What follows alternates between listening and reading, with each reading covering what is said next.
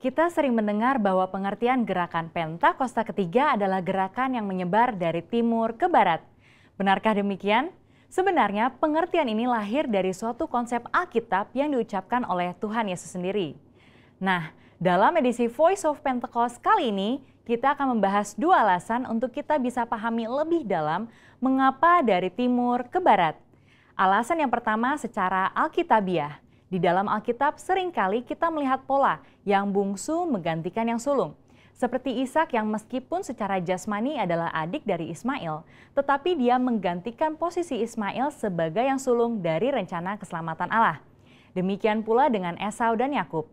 Di dalam Matius 19 ayat 30 dikatakan bahwa yang terdahulu menjadi yang terakhir, dan yang terakhir menjadi yang terdahulu.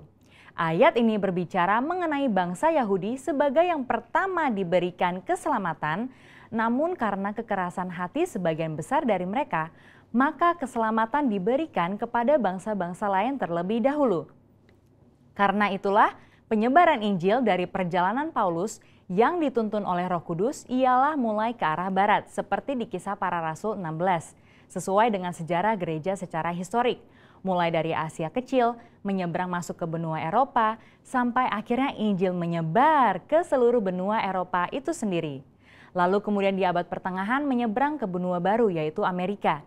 Dan sampai di penghujung abad, lengkaplah putaran Injil mengitari belahan bumi. Nah, dari Eropa dan Amerika inilah gerakan Allah sampai ke negara timur. Maka sekarang Pentakosta ketiga akan membawa lawatan Tuhan dimulai dari negara-negara timur, termasuk Indonesia, menuju ke barat dan pada akhirnya kembali ke Yerusalem. Haleluya! Alasan yang kedua secara praktikal. Kita tahu pasca Perang Dunia Kedua, negara-negara Asia mengalami pertumbuhan penduduk, kemajuan ekonomi, dan teknologi yang sangat signifikan. Contoh negara yang memimpin dunia di dalam bidang pertumbuhan penduduk yang bisa kita ambil adalah India dengan 1,1 miliar penduduk dan China 1,4 miliar penduduk. Dan ini sudah melebihi dari sepertiga penduduk dunia.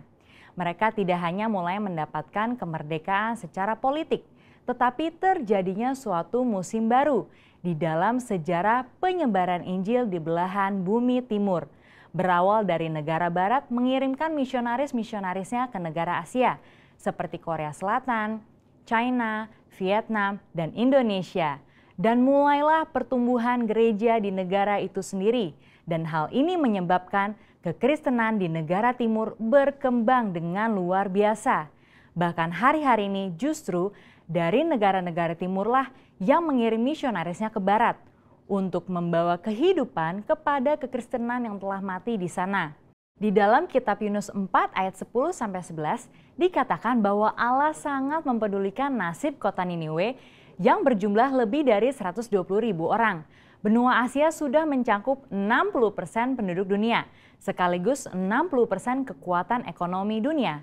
Prinsip yang sama juga berlaku, bagaimana mungkin Tuhan tidak peduli pada keselamatan 60% penduduk dunia. Di dalam Yohanes 2, kita melihat perumpamaan Tuhan Yesus dalam mengubah air menjadi anggur. Di dalam peristiwa itu, kita tahu pemimpin pesta mengatakan bahwa Tuhan menyimpan anggur yang terbaik sampai ke akhir pesta. Inilah juga yang akan terjadi pada akhir zaman. Allah menyiapkan kegerakan rohnya yang terbesar dan terakhir dimulai dari benua timur.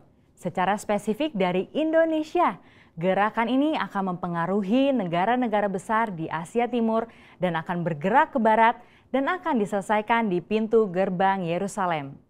Seperti kilat yang menyambar dari sebelah timur dan melontarkan cahayanya sampai ke barat, demikianlah juga gerakan Pentakosta ketiga yang akan menyongsong kembali datangnya Anak Manusia. Saudara, untuk penjelasan lebih lengkapnya dari tim teologi kami, jangan lupa buka link yang ada di atas atau scan QR Code yang tersedia.